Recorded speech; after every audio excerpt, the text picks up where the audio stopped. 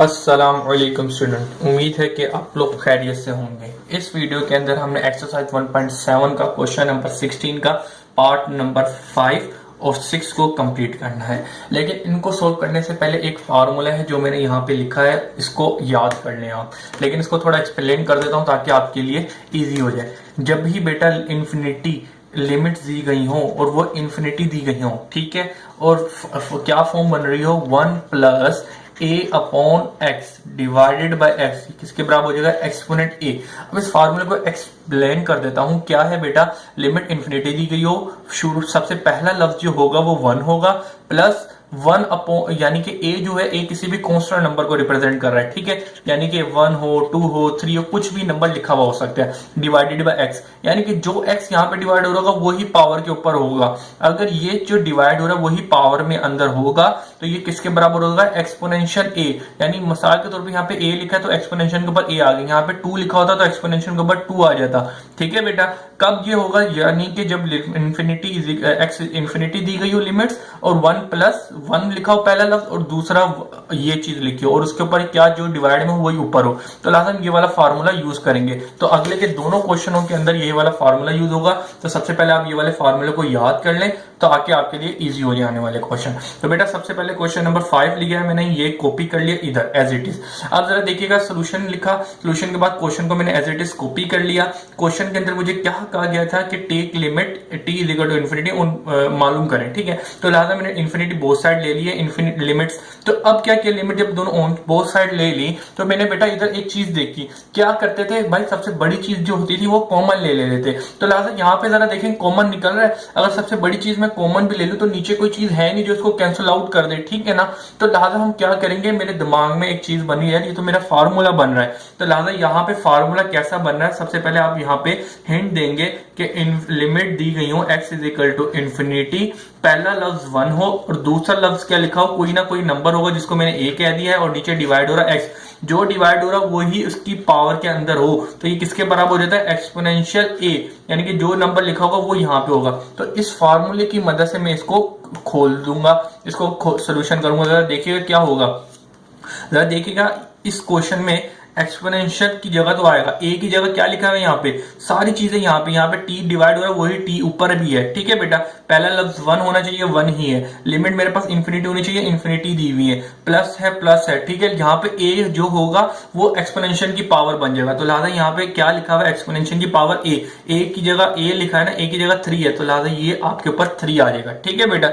तो इस फार्मूले की मदद से आपने इसको सोल्यूशन कर दिया, तो आपका जो फाइनल आंसर बनेगा, limit t is equal to infinity exponential function of t exponential 3 आ गया, ठीक है बेटा। तो डेट योर रिक्वायर्ड आंसर। उम्मीद है कि बेटा सिर्फ ये फार्मूला याद होगा तो ये चीज आपके सोल्यूशन हो जाएगा, ठीक है बेटा। बड़ा इजी सा क्वेश्चन था। अब बच्चे कह रहे हैं सर ये जो लिमिट्स लगा था वो कहाँ चला गया, बेटा लिमिट्स ही इस फार्मूले के अंदर था। जब तक इसके अंदर लिमिट नहीं लगा था, जब तक लिमिट लगा होगा जब भी तो ये फार्मूला यूज करेंगे, ये फार्मूला ही ऐसा है कि जिसके साथ लिमिट है, तो लिहाजा ये लिमिट का पूरा साइन खत्म हो गया और पूरे की जगह ये एक्सपोनेंशियल की पावर a, यानी कि a की जगह यहाँ पे 3 लिखा तो मैंने 3 लिख दिया, ठीक है बेटा। ये बड़ा इजी क्वेश्चन था। अब हम क्या करेंगे, क्वेश्चन नंबर 6 करेंगे बेटा। अब हम क्या करने जा रहे हैं, क्वेश्चन नंबर 16 का पार्ट नंबर 6। तो सबसे पहले मैंने जिस तरह का क्वेश्चन दिया था उसको एज इट इज कॉपी कर लिया, ठीक है बेटा। अब इसको सोल्यूशन करना है, सोल्यूशन किया तो मैंने सबसे पहले जिस तरह का क्वेश्चन था उसको एज इट इज लिख लिया। अब क्वेश्चन में कहा कि लिमिट्स ले लें, तो लिहाजा मैंने लिख लिया take limit on both side. अब जब मैंने दोनों बोथ साइड लिमिट ले ली तो आपको पता है क्या करते हैं कि इन्फिनिटी जब लिमिट दी गई हो तो आप क्या करते हैं, कॉमन लेते हो। तो इधर का कोई कॉमन का कोई सीन समझ ही नहीं आ रहा, कोई इस तरह डायरेक्ट हम कॉमन नहीं निकाल सकते ना, ठीक है बेटा। तो लिहाजा हम यहाँ पे क्या करेंगे कि जब इस तरह का क्वेश्चन हो या तो ये चीज बने कि जहां पे डायरेक्ट लिमिट ना आ रहा हो, या आप जरा देखेंगे कि जो फंक्शन है वो पावर में दिया हो, तो लिहाजा आपको समझ आना चाहिए कि यहाँ पे आप कॉमन नहीं लेंगे, यहाँ पे आप डायरेक्ट फार्मूला यूज करेंगे, ठीक है बेटा। इस चीज को भी समझ लें। तो अब यहाँ पे इन फार्मूला पुट करने से पहले थोड़ी इसके अंदर सिंप्लीफिकेशन करेंगे, जरा वो चीज को समझिएगा बेटा। सबसे पहले हम क्या करेंगे, limit t is equal to infinity दिया हुआ है। जरा देखेंगे इसके ऊपर पावर क्या है, 1 है, इसका भी पावर क्या है, 1 है। सबसे पहला क्या काम करूंगा मैं, ये जो t की पावर है इसको अपोन में ले जाऊंगा, तो ये पावर इसके ऊपर क्या हो जाएगी, -1। ये अपोन में है +1 था, अपोन में लेके आ गया -1 हो जाएगा।